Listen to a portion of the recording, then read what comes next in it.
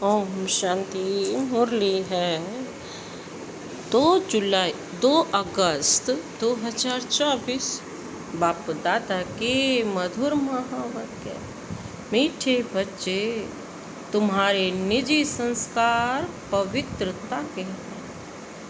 तुम रावण के संग में आकर पतित बने, अब फिर पावन दुनिया का मालिक बनना। तुम्हारे निजी संस्कार पवित्रता के हैं।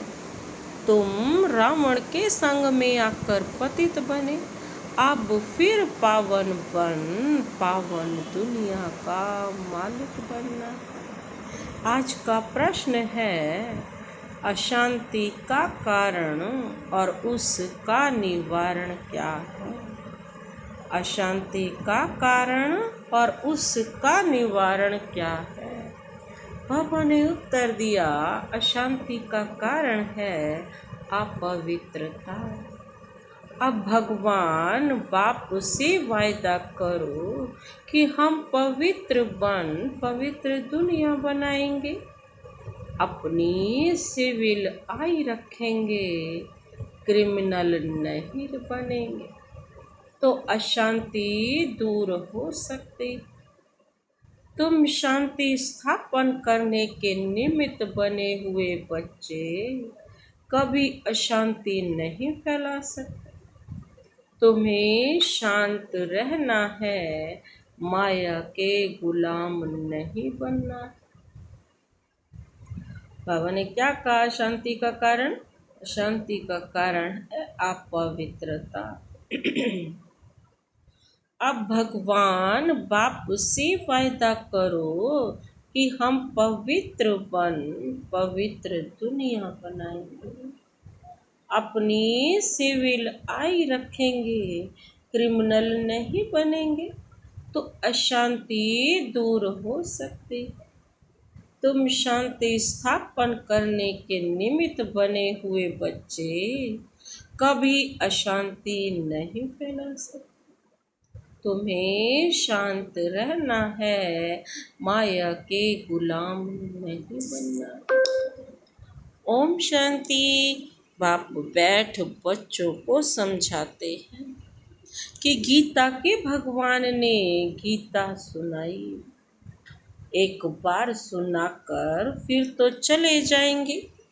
अभी तुम बच्चे गीता के भगवान से क्या कर रहे हो?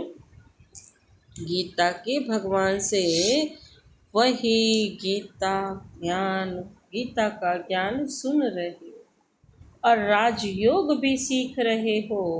वे लोग तो लिखी हुई गीता पढ़कर कंठ कर लेते, फिर मनुष्यों को सुनाते रहते हैं। वह भी फिर शरीर छोड़ जाए, दूसरे जन्म में बच्चा बने, फिर तो सुना न सके। अब बाप तुमको गीता सुनाते रहते हैं, जब तक तुम राजाई प्राप्त करो। बाबा कहते लौकिक टीचर भी पाठ पढ़ाते ही रहते, जब तक पाठ पूरा हो सिखाते रहते हैं। पाठ पूरा हो जाता, फिर हद की कमाई में लग जाते। टीचर से पढ़े, कमाई की, बुढ़े हुए, शरीर छोड़ा, फिर दूसरा शरीर जा कर लेते हैं। वो लोग गीता सुनाते हैं। अब इसमें प्राप्ति क्या होती है, यह तो कोई को पता नहीं। गीता सुनाकर फिर दूसरे जन्म में बच्चा बना तो सुना न सके। बाबा कहते फिर जन्म मरण में आ गया तो फिर गीता थोड़ा ना सुना सकते हैं। बाबा कहते हैं गीता सुना ना सके। जब बड़े हो, बुजुर्ग बने, गीता पाठी हो, तब फिर सुनावे। यहाँ बाप तो एक ही बार शांति धाम से आकर पढ़ाते, वही गीता का सच्चा राज बताते। फिर चले जाते हैं। बाप कहते हैं तुमको राजयोग सिखाकर हम अपने घर चले जाते हैं। जिनको पढ़ाता हूँ वह फिर आकर अपनी प्रारब्ध भोगते हैं, अपनी कमाई करते हैं, नंबरवार पुरुषार्थ अनुसार धारणा कर फिर चले जाते हैं कहाँ? नई दुनिया में। यह पढ़ाई है ही नई दुनिया के लिए। मनुष्य तो यह नहीं जानते कि पुरानी दुनिया खत्म हो फिर नई स्थापन होती है। तुम जानते हो हम राजयोग सीखते ही हैं नई दुनिया के लिए। फिर न यह पुरानी दुनिया न पुराना शरीर होगा। आत्मा तो अविनाशी है।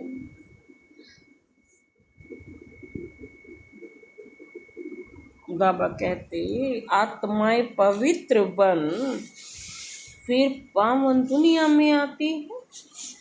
नई दुनिया थी जिसमें देवी देवताओं का राज्य था, जिसको स्वर्ग कहा जाता है। वह नई दुनिया बनाने वाला बाबा कहते कौन है? भगवान ही है। वह एक धर्म की स्थापना कराते हैं और कोई देवता द्वारा नहीं कराते। देवता तो वहाँ है ही नहीं। बाबा कहते देवता तो यहाँ है ही नहीं, तो जरूर कोई मनुष्य द्वारा ही ज्ञान देंगे जो फिर देवता बनेंगे। फिर वही देवताएं पुनर्जन्म लेते लेते अभी ब्राह्मण बने हैं।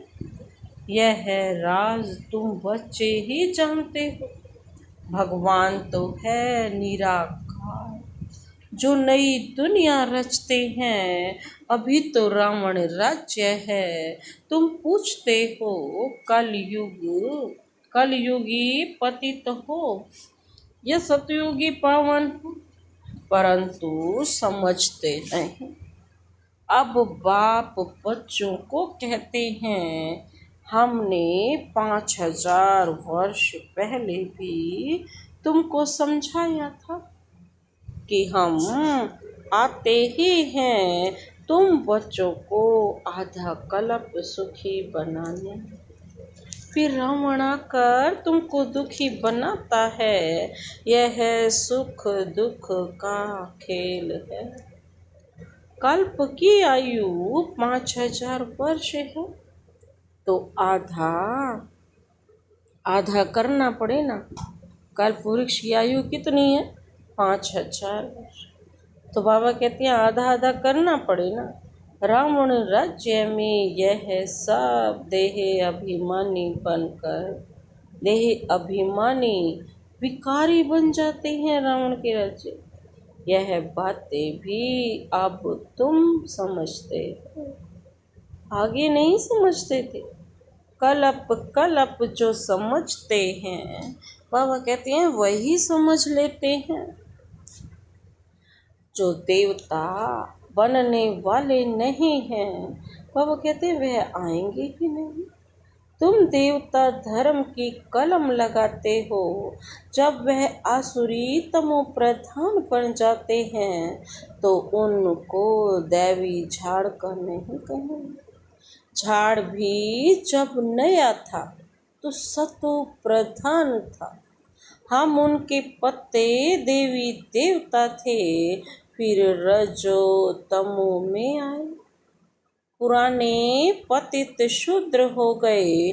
पुरानी दुनिया में पुराने मनुष्य ही रहेंगे।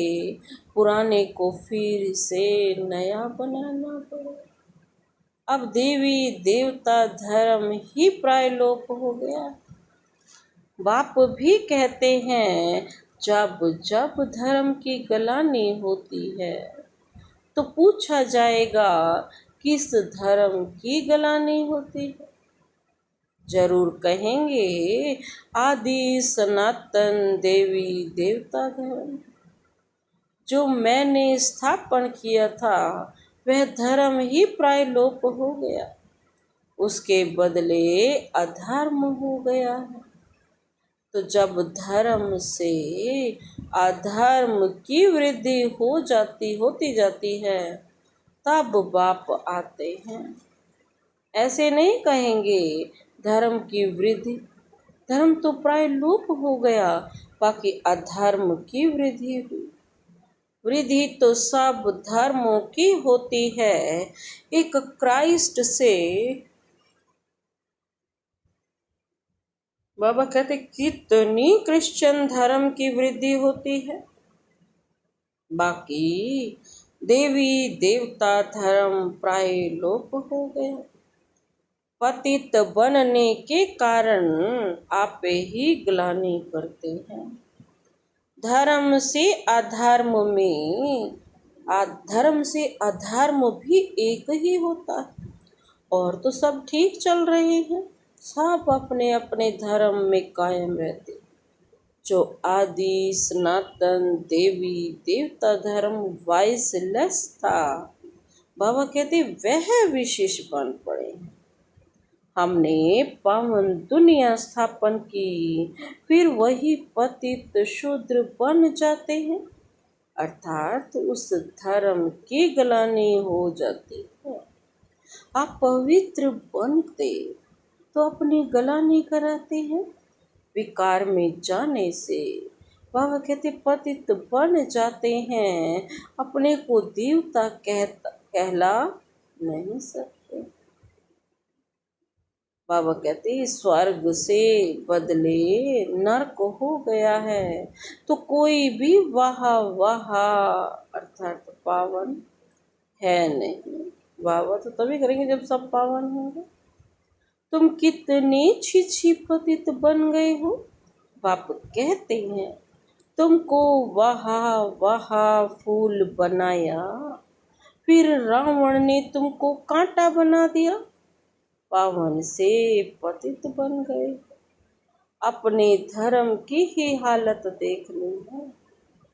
पुकारते भी हैं कि हमारी हालत आकर देखो, हम कितने पतित बने हैं, फिर हमको पावन बनाओ।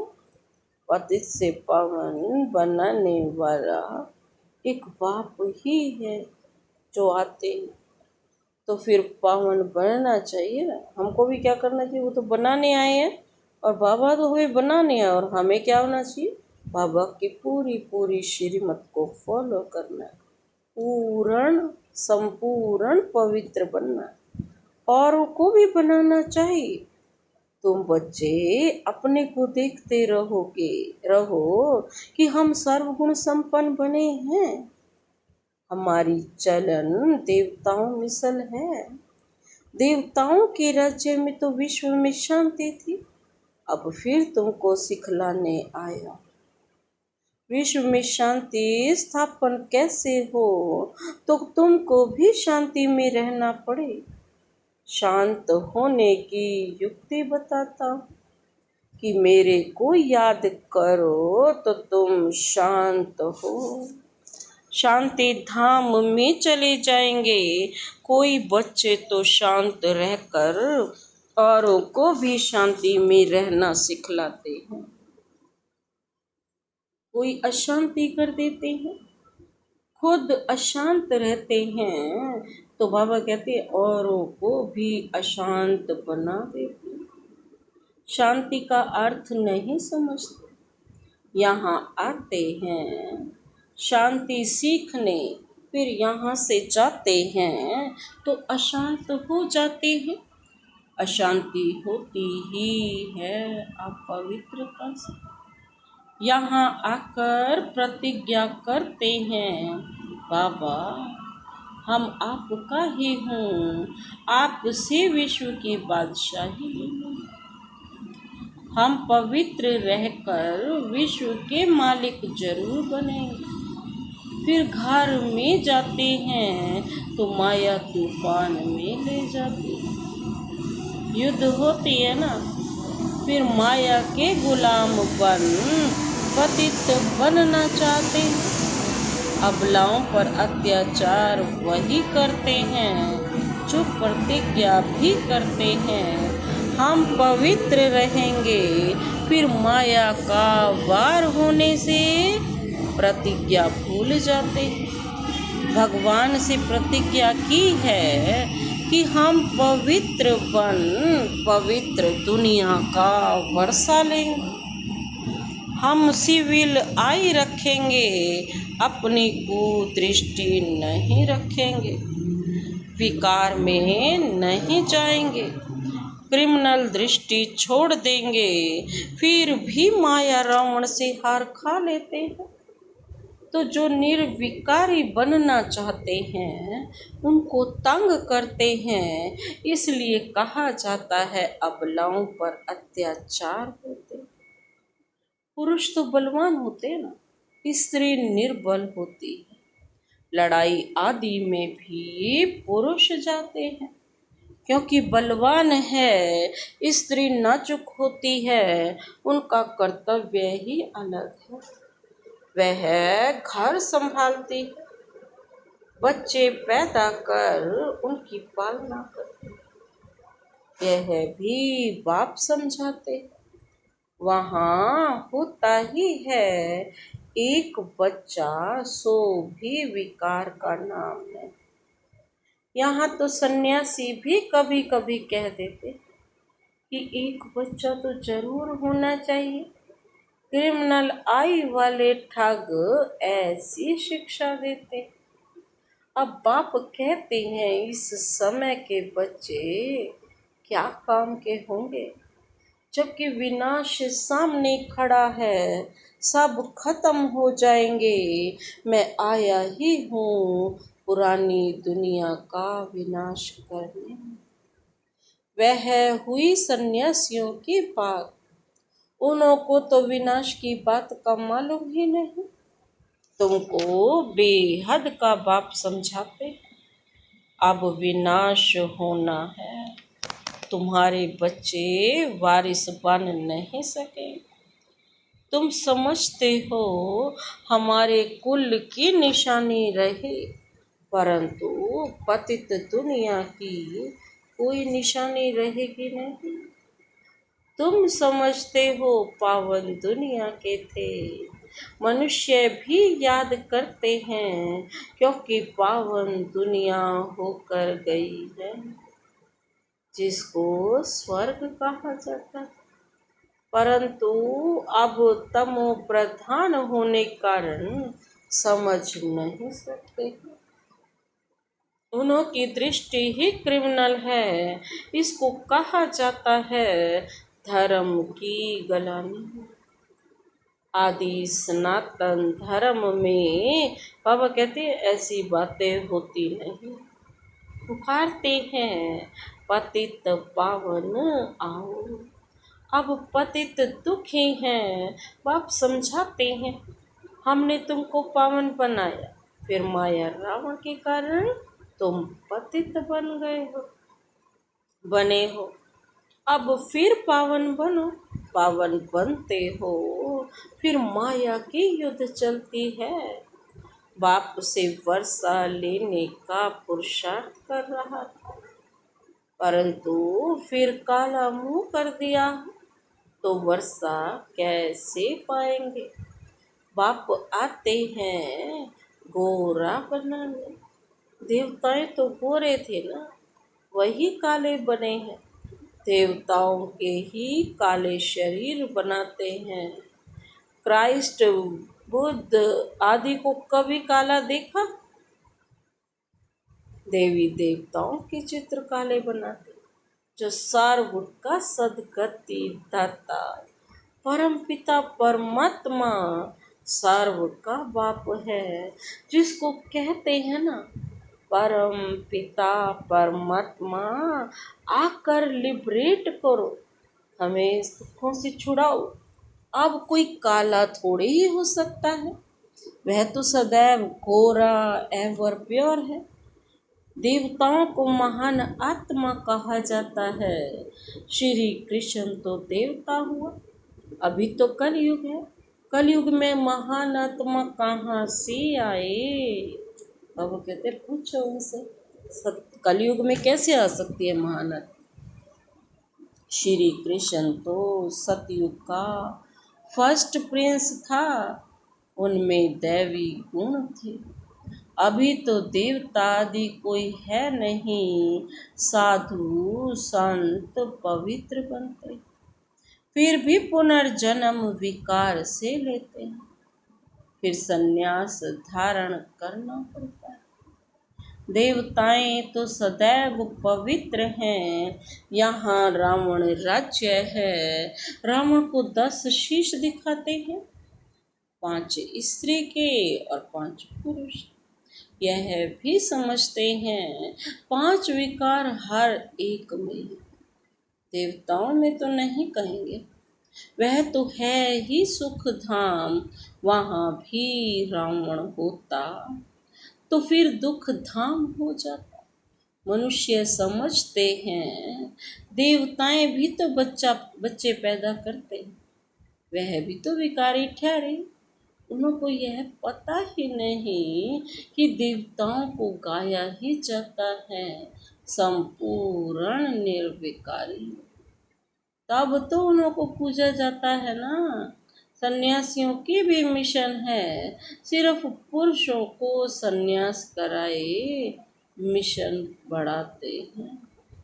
बाप फिर प्रवृत्ति मार्ग की नई मिशन बनाते हैं, जोड़ी को ही पवित्र बनाते हैं, फिर तुम जाकर देवता बनेंगे।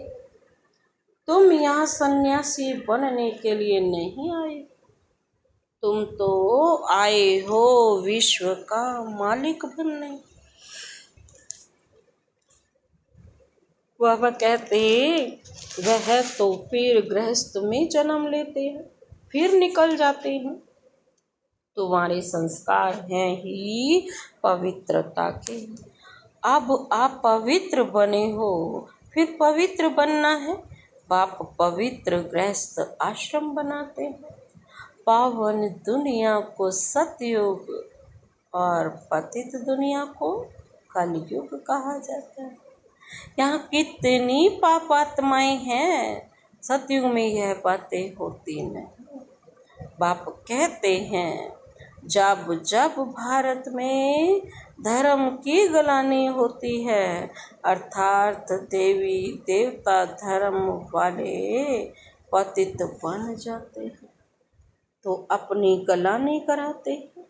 बाप कहते हैं हमने तुमको पावन बनाया, फिर तुम पतित बने, कोई काम के नहीं रहे।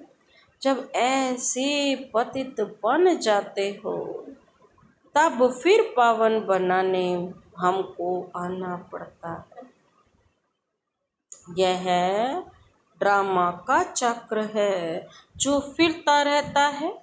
हेवन में जाने के लिए फिर दैवी गुण भी चाहिए। क्रोध नहीं होना चाहिए। क्रोध है तो वह भी जैसे असुर कहलाएंगे। बड़ी शांत चित्त अवस्था चाहिए। क्रोध करते हैं तो कहेंगे इनमें क्रोध का भूत है। जिनमें कोई भी भूत है, वह कहते हैं वह देवता बन न सके। नर से नारायण बन न सके। देवताएं तो हैं ही निर्विकारी। कहते भी है ना, यथा राजा रानी तथा प्रजा निर्विकारी है। राजा भी निर्विकारी और प्रजा। भगवान बाप ही आकर संपूर्ण निर्विकारी बनाते हैं। अच्छा, मीठे मीठे सिकिल दे बच्चों प्रति मात पिता बाप दादा का याद प्यार और गुड मॉर्निंग। रूहानी बाप की रूहानी बच्चों को नमस्ते। हम रूहानी बच्चों की रूहानी बाप दादा को नमस्ते नमस्ते नमस्ते। Good morning. शुक्रिया बाबा, शुक्रिया। धारणा के लिए मुख्य सार है। पहला पॉइंट है, बाप से पवित्रता की प्रतिज्ञा की है, जो अपने को माया के वार से बचाते रहना है। कभी माया का गुलाम नहीं बनना। इस प्रतिज्ञा को भूलना नहीं है, क्योंकि अब पावन दुनिया में चलना है।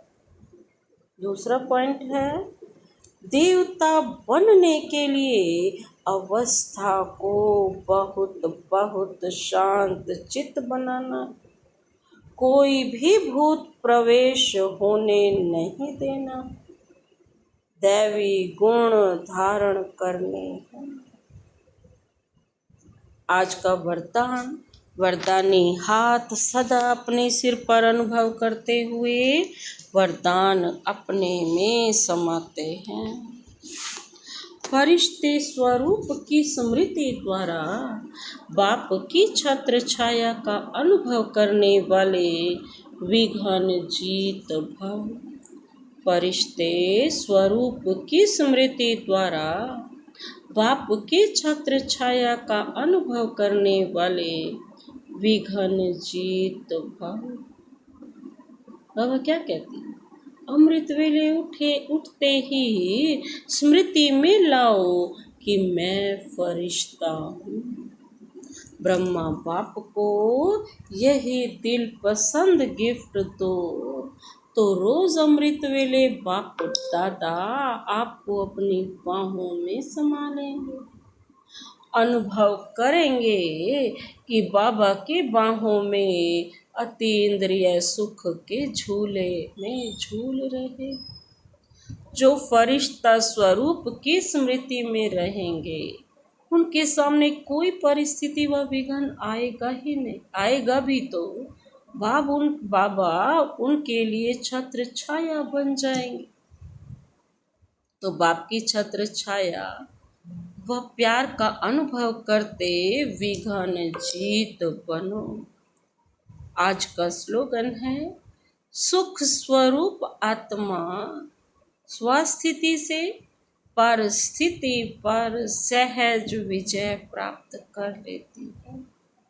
सुख स्वरूप आत्मा स्वस्थिति से परिस्थिति पर सहज विजय प्राप्त कर लेती है। अच्छा, ओम शांति।